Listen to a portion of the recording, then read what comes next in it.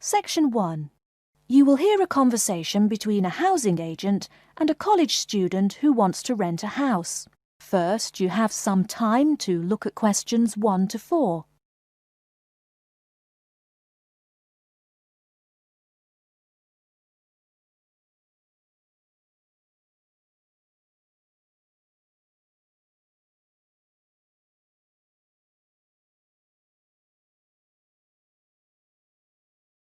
You will see that there is an example which has been done for you. On this occasion only, the conversation relating to this will be played first. Good afternoon and welcome to Habitat Hunters. You must be Joseph. Yes, that's right. You said on the phone that I could come by at 2 o'clock. Sorry, I'm a little early. No problem at all. In Calgary's market, you have to move fast if you want a good apartment. Actually, I'd settle for almost anything. I've been here 10 days and the hotel is ruining me. My father has me on a strict budget. Sit right down here now, sir. Let's talk a little about the places before we go have a look. Now, we have 4 apartments available. Okay. Could you tell me more about those 4 apartments? Sure. The first one is on Beetle Road, just a block off campus. It's a 3-bedroom with a bathroom and a living room and a great Italian restaurant right next to it. The agent says that the first apartment is a 3-bedroom apartment with a great Italian restaurant right next to it. So, restaurant has been written in the space. Now we shall begin. You should answer the questions as you listen, because you will not hear the recording a second time. Listen carefully and answer questions 1 to 4. Good afternoon and welcome to Habitat Hunters. You must be Joseph. Yes, that's right. You said on the phone that I could come by at 2 o'clock. Sorry, I'm a little early. No problem at all. In Calgary's market, you have to move fast if you want a good apartment. Actually, I'd settle for almost anything. I've been here 10 days and the hotel is ruining me. My father has me on a strict budget. Sit right down here now, sir. Let's talk a little about the places before we go have a look. Now, we have 4 apartments available. Okay. Could you tell me more about those 4 apartments? Sure. The first one is on Beetle Road, just a block off campus. It's a 3-bedroom with a bathroom and a living room and a great Italian restaurant right next to it. How much? Well, it's $435 a month, including internet and utilities. Okay, that sounds reasonable. Any drawbacks to the house? There's a really big garden, but it hasn't been taken care of over the years and is just too big to clean up nicely. That sounds okay. Tell me about the next option. The other 3-bedroom apartment is on Oakington Avenue on campus. It is right near the building where you have classes, and the kitchen and living room are newly furnished. Wow, that sounds like a pretty good option. Well, it is a cool apartment, but since it's a dormitory, the living room, bathroom, kitchen and washing machine are all shared. It would be nice not to have to buy living room furniture, though. And how much is this one? $400 per month for a bedroom with an air conditioner. For a bedroom without an air conditioner, you would pay less, $340 for it. Yikes! Even with the air conditioner, it sounds really inconvenient to have to share facilities. I'll never cook if I have to walk down the hall to use the kitchen. Yeah, that's true. Before you hear the rest of the conversation, you have some time to look at questions 5 to 10.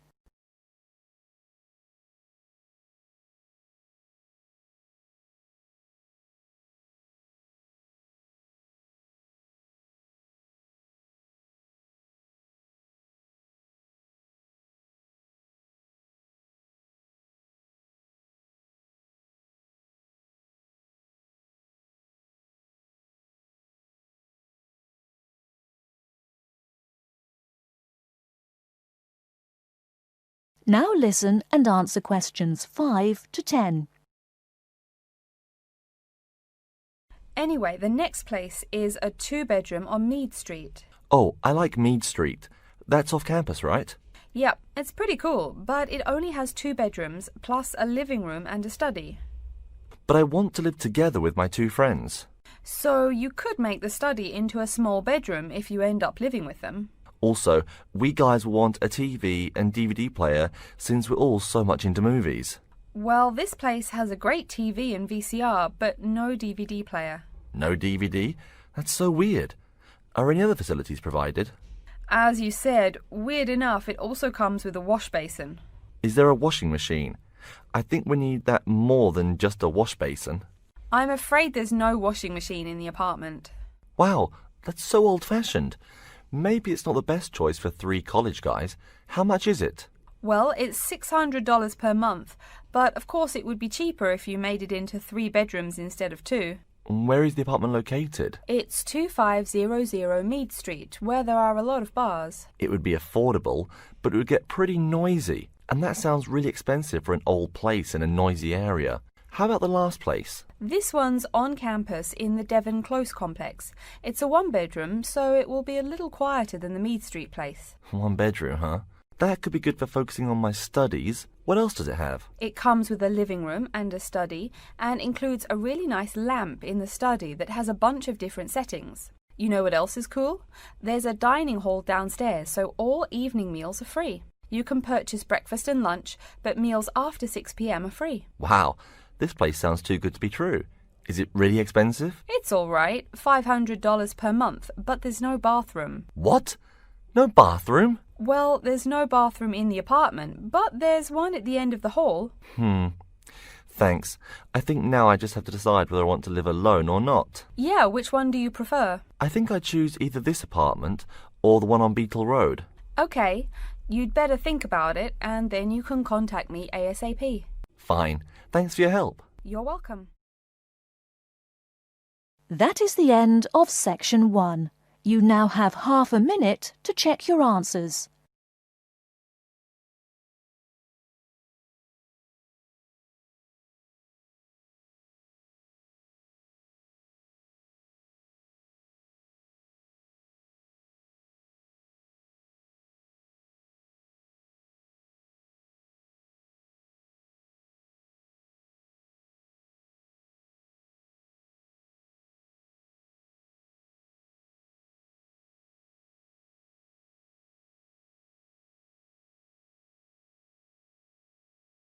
Now turn to section 2. Section 2. You'll hear a talk about the waste collection in Baltimore. First, you have some time to look at questions 11 to 15.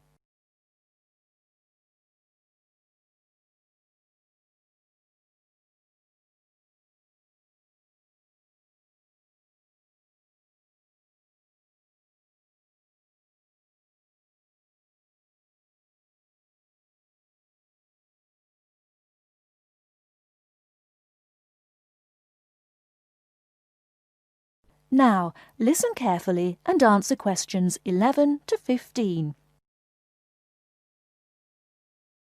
Hi folks, my name is Loretta Johnston, and I'm here from the Baltimore Department of Public Waste. Thank you for coming out to our community meeting tonight. I've got a few words to say about the waste collection here in Baltimore. First, there's the sorted collection bins themselves. They're made of sturdy, solid material, so none of your trash can seep out or puncture the bin.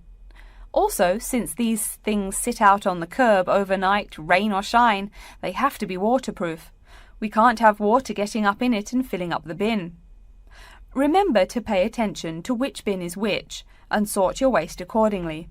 You should have a blue or green bin for recyclable garbage, a yellow bin for unrecyclable garbage, and a red bin for toxic waste. Our city-wide waste management is divided into 2 services. The first is commercial waste collection, or trash collection from buildings. The majority of building waste is paper, which goes in the blue or green bins. You'll notice in your office buildings there are signs that warn you not to overfill these bins. All that paper adds up, and an overflowing bin is infinitely harder for collectors to carry to the truck and empty. Aside from paper, another large source of building waste is metals.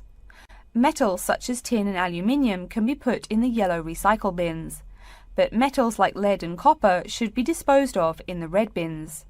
These heavy metals are harmful to the environment and exacerbate our city's existing pollution problem. That's about all the information you need for building waste. Moving on to the second service, household waste collection is probably what you primarily think of when you think of what we do here. Many of the same guidelines apply, the sorting is the same, etc. Please remember to keep garbage like kitchen waste in a plastic bag. It makes collection easier and lessens the abominable rotten trash smell. Before you hear the rest of the talk, you have some time to look at questions 16 to 20.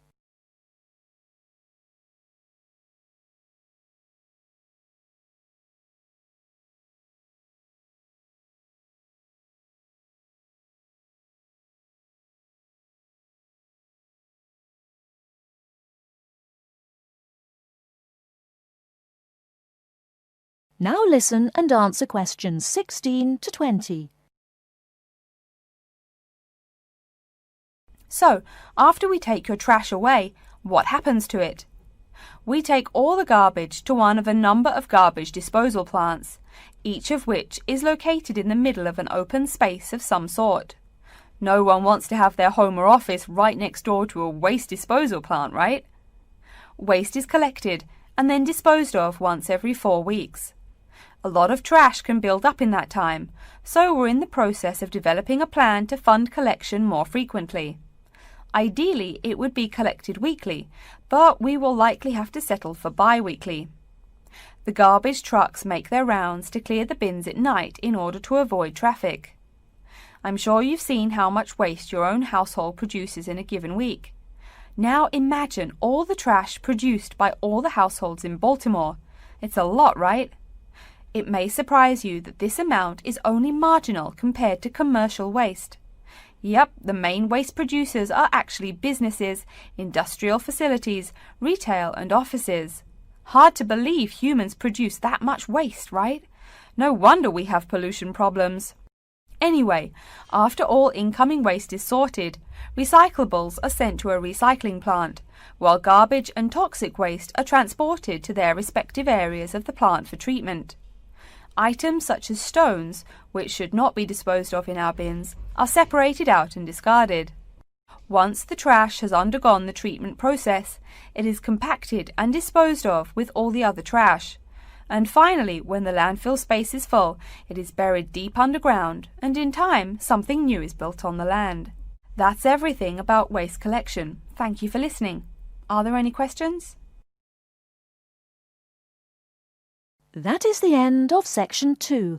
You now have half a minute to check your answers.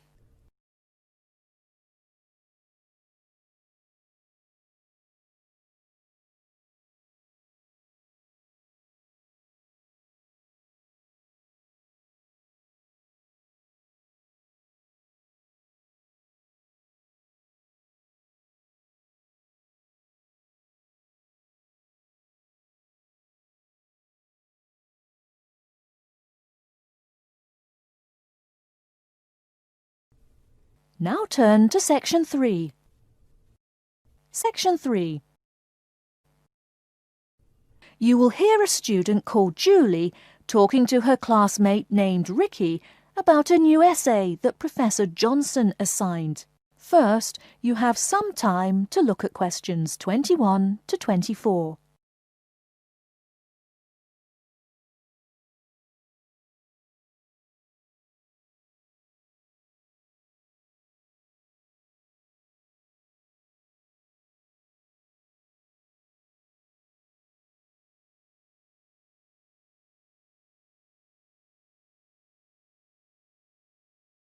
Now, listen carefully and answer questions 21 to 24.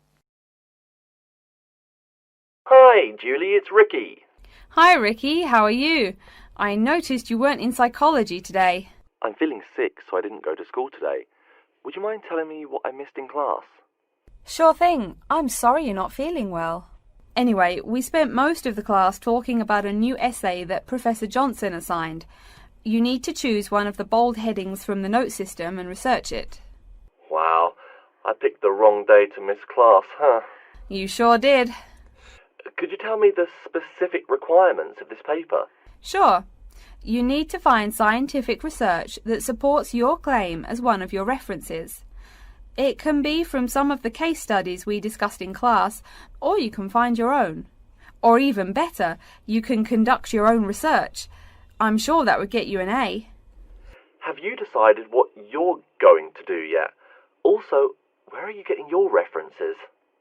Yeah, I'm going to research facial recognition by infants. I've already found a few experiments in scientific journals. That would probably be a good start for you. There are tons of journals in the library. Great idea, thanks.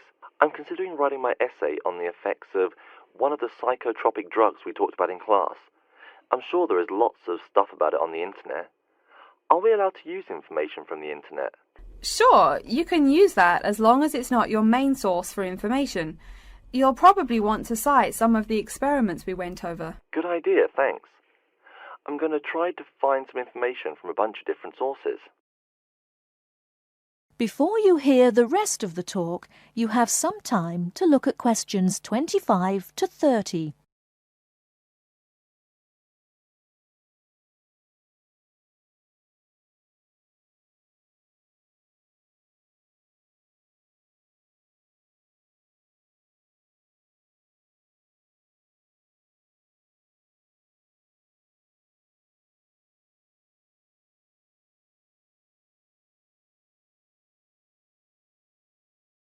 Now listen and answer questions 25 to 30.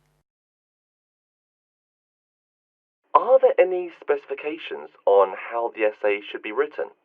Yeah, Professor Johnson wants it double-spaced. It should be between 6 to 10 pages long. 6 to 10 pages? That's so much. Oh, it's going to take forever. I know, the whole class groaned when he said that. Anyway, you also need to put the title in italics and... Wait, each section heading or just the main heading? Only the main heading should be in italics. I think section titles are supposed to be in the same format, but maybe in bold. You'll have to check that in class next time. Oh, okay. So I take it that the report has to be typed, since there are so many requirements. What are the other formatting requirements? Yep, it's got to be typed. Aside from that, there are still a few more specifications. You should number each page. Make sure it goes up in the top right corner. Okay, I'll make sure to write that down. I always forget to number the pages. Do we need to title and date each page too? You need the shortened title on every page, but no need to include the date. That should just be on the cover page. Okay, thanks. No problem. Also, make sure the margins are 3.25 pixels wide. What? I'm not even sure how to do that. Oh, it's okay, I can show you. It's really easy. I think that's all the directions he gave us. A lot of formatting requirements, but we have the freedom to research many things that we like, so that's good. Oh, I almost forgot. Remember to put down your ID number on your report. Thanks so much for your help. I'll see you in class Monday. No problem. Glad I could help. See you later. That is the end of section 3. You now have half a minute to check your answers.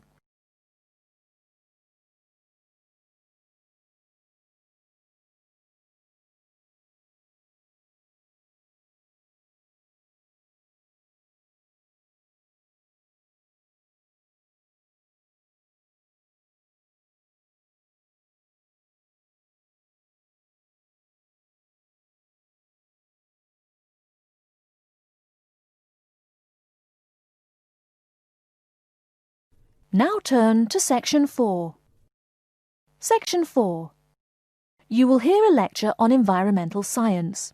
First, you have some time to look at questions 31 to 40.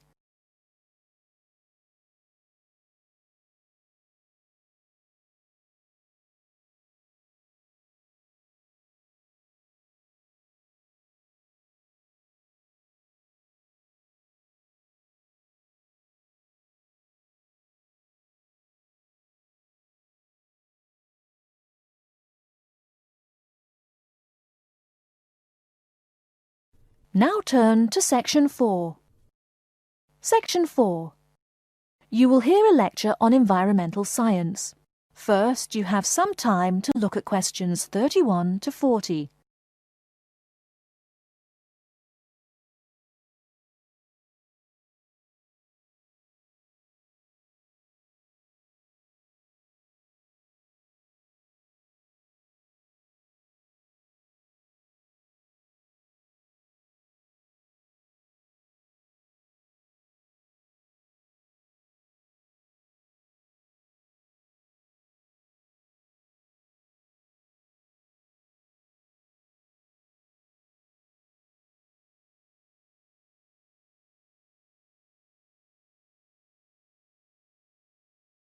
Now listen carefully and answer questions 31 to 40. Good morning and welcome to yet another lecture in environmental science. I don't think I'm telling you a secret when I mention that water is a big worry here in Australia. The stuff is scarce. Perhaps that's why we drink so much beer, eh? Seriously though, a safe and reliable source of water is one of the great concerns of people everywhere. Moreover, as the world population grows, the pressure on existing water supplies grows greater and greater. Think about it. Our economic system demands that there be more and more consumers. The growing number of people has been tied to climate change, including droughts. So more people means less water. But our economic system demands a high birth rate. Forget about oil. Soon enough you will see wars for water. Mark my words. But today I'm going to confine my remarks to Australia. As noted already, here down under the water supply is extremely scarce. The only drier continent is Antarctica, and remember no one really lives there anyway. Moreover, in recent years, the wind patterns have changed. Rain that used to fall on the country now falls out to sea hundreds of miles to the south. Now, when I speak of people needing water, most of you probably think of drinking. Certainly everyone needs water for drinking, but surprising as it may sound, drinking is not anywhere near being the main use for water. Most water is actually used for washing. When you take a shower, you probably use well over 100 litres of water. Every time you flush your toilet, that's about 8 litres, but most people drink no more than 2 litres or so per day. So, where to get water? It could be obtained from rainwater. But often rainfall consists of other harmful pollutants that evaporated with the water. In fact, acid rain, an intense example of this, causes harmful effects on the wildlife of the habitat on which it falls. Water from underground could also be used, though it is more difficult to contain and often must go through an extensive cleansing process. The purest water is found in rivers, creeks, lakes and dams. And, sad to say, Australia has precious few of these. Really, how many of your hometowns have rivers? Year-round rivers, I mean. The soil tends to be sandy, so water soaks into the ground. Many places are rocky too, so 87% of the rainfall is lost to evaporation. That's almost twice the evaporation rate in my native Canada. Speaking of rain, we already heard how rainfall is diminishing here in Oceania. The quantity itself isn't the only problem either. Going back to the problems with obtaining rainwater, a further problem is that rain is a useful source of water only if air pollution is fairly mild. Again, you're in a situation where you can't win. You need water where most people live. People tend to build cities where rainfall is adequate, but then modern cities tend to feature polluted air, which renders the rain far less easily usable. Okay, let's take a look at the table here. You'll see it showing the relative pollution of rainfall in the world's cities. The more people, the dirtier the rain. This is becoming a huge concern for people in the West who want their water to be pure and safe. Though reliable drinking water is important everywhere, the concern in the West is reflected in all the government regulations and political campaigns aimed at solving this problem. In contrast, there are not as many demands made on the governments in Asian and African cultures to improve the water, as their focus is on other issues. Now, whatever the source of water, we can never afford to forget that all water is highly vulnerable to contamination. Whether we're getting it from the ground, from bodies of water or rainfall, it is susceptible to a variety of toxins. In fact, That's why we clean it before using it. Water carries with it filth and dirt. This problem shows up in a number of different ways. As humans and all other animals need water to survive, it's no surprise to us that one of the most important domestic uses of water is for drinking.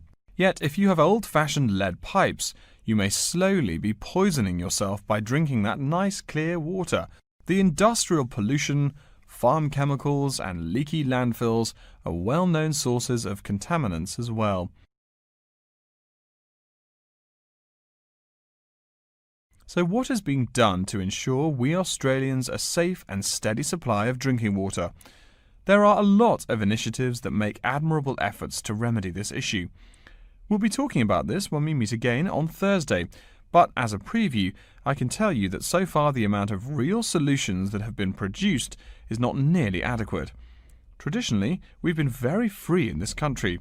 That means that every person and every province tend to go its own way. So the mechanisms for water management are, in a word, insufficient. To begin seeing how this is so, I want you to read something before our next class. Though a lot of previous data on water usage and water management are inconclusive and have thus caused quite a concern, we can learn a lot from the contents of reports written on the subject. The basis for the government's water policy is the 1989 White Paper reporting on water use, present and future. If you compare the numbers offered in the paper with those in the text, you'll find that the report is rather untrustworthy. Truth being told, I'm being too kind when I say that. That is the end of section 4.